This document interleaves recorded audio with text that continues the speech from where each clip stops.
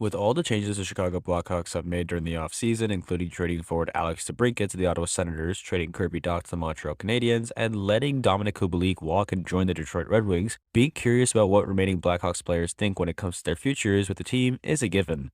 Players don't usually say much during the offseason, as they mostly let the team's moves do the talking. However, Captain Jonathan Toews has not shied away from comments about the club's state.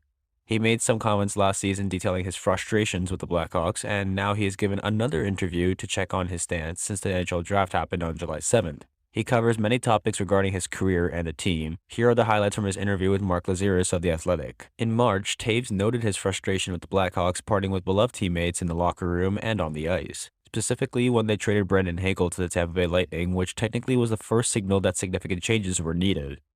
He mentioned at the time that he couldn't answer if he could get behind a new role of ushering in new talent during a rebuild.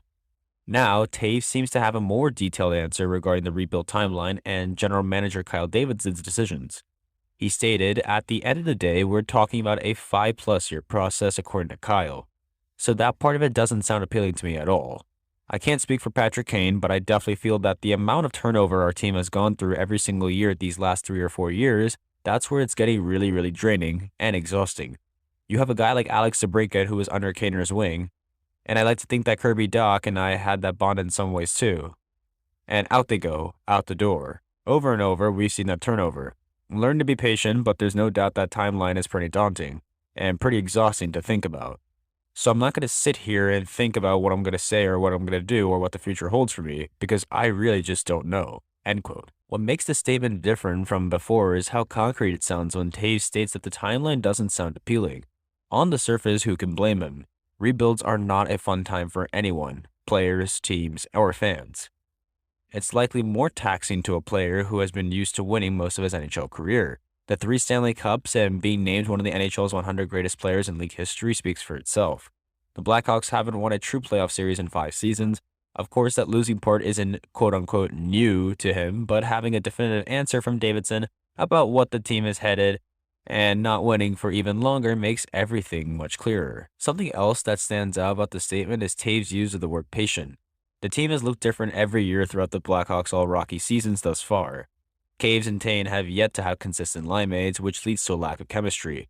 Whenever they get someone they think will stick, they let go. I believe this team will continue to look drastically different in the next 5 years, and it doesn't seem like Toews wants to wait and see what this will look like. At 34 years old, that certainly makes sense.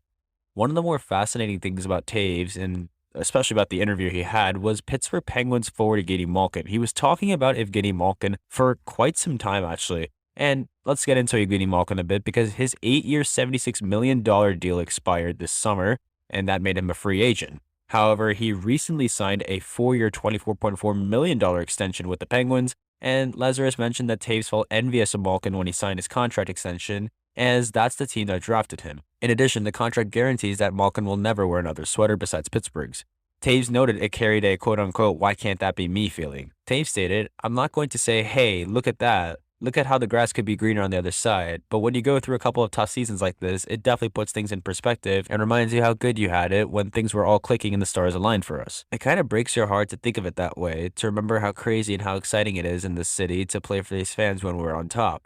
But this is a different stage in life, where the challenges are different and you do the best you can." End quote. There's no doubt Malkin and Toews share some similarities in their careers, as they were both part of their own respective dynasties in Pittsburgh and Chicago that accounted for 3 Stanley Cups each in 8 years. The main difference is that the Penguins have not missed the playoffs, unless you count 2020, since 2006, which was Malkin's inaugural season. The Penguins just continued to win with the same championship core of Sidney Crosby, Chris Letang, and Evgeny Malkin. It will likely stay that way for years to come, and unfortunately that's not the reality for the Chicago Blackhawks. Kane and Toews are the only 2 players remaining from the dynasty era, and the team has not been able to build around them to bring them back to the championship state. This statement makes it sound like, in a perfect world, Toews would love to remain a Blackhawk for life, and if the Blackhawks were in Pittsburgh's position, there would not be a discussion of him playing anywhere else. It shows he sees the writing on the wall that his future might not be in Chicago. Seeing Malkin's contract extension probably was another reminder of how far the Hawks have fallen. And Toews is an interesting case because of the full no-movement clause in his 8-year, $84 million contract, as Davidson cannot trade him unless he lifts the clause. From Toews' interview, if a trade happens, it won't be before the season starts. It'll be at the trade deadline. He previously mentioned the thought of playing for another team and what could bring him to do it amidst all the losing. 4 months later, it seems like that thought is still on his mind. He stated, quote unquote, "If I don't play good hockey, what values do I have anyways? But I'm not going to say that if I'm playing some of the best hockey in my career and a great fit and a great opportunity arises, that I might not just go see what that looks like and see what it feels like just for the fun of it." End quote. For Toews, this seems like a straightforward solution. If he has a bounce-back season from his career-low stats of 12 goals and 25 assists, which totals 37 points in 71 games, and is playing some great hockey, that will be inevitably up in his trade value. If that happens and a Stanley Cup hopefuls comes calling, then it would be wise to explore that for both sides. Teams get the most desperate at the trade deadline, and maybe the Blackhawks could shell a good package out of a team looking for a veteran presence to aid their playoff run.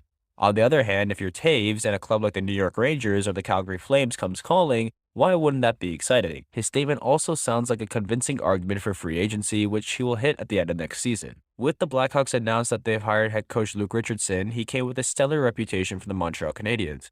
He had mentioned that he spoke to Kane and Toews about the upcoming season, and now Toews is giving insight into what those conversations were like. He stated, quote unquote, "Luke's message is that we're going to work hard. We're going to be prepared and we're going to play as a team. And we're going to go out there and try to win every single game. I'm really excited to have a chance to play for Luke." End quote. This is what you want to hear about a new coaching staff. If Richardson can encourage the star players to play the best of their abilities during this tough stretch, imagine their impact on the rookies.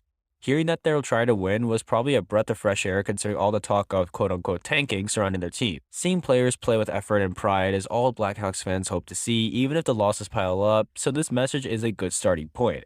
It's too early to tell if they will entice him to stay, but it sets a good reputation and foundation for the future of the franchise. It sounds like Toews will be playing with a broken heart, but also an open mind. He doesn't appear as angry as he did last season, and maybe that's because he believes 2022-23 will be a successful year for him, which will help with his playing options. These quotes don't bring complete solace in him sticking around, but whether he is trying to find silver linings while still in Chicago, it's a productive mindset that should serve the team well. He appears to be motivated, and for now, that's more than enough. Thank you guys for tuning in, and have a wonderful day.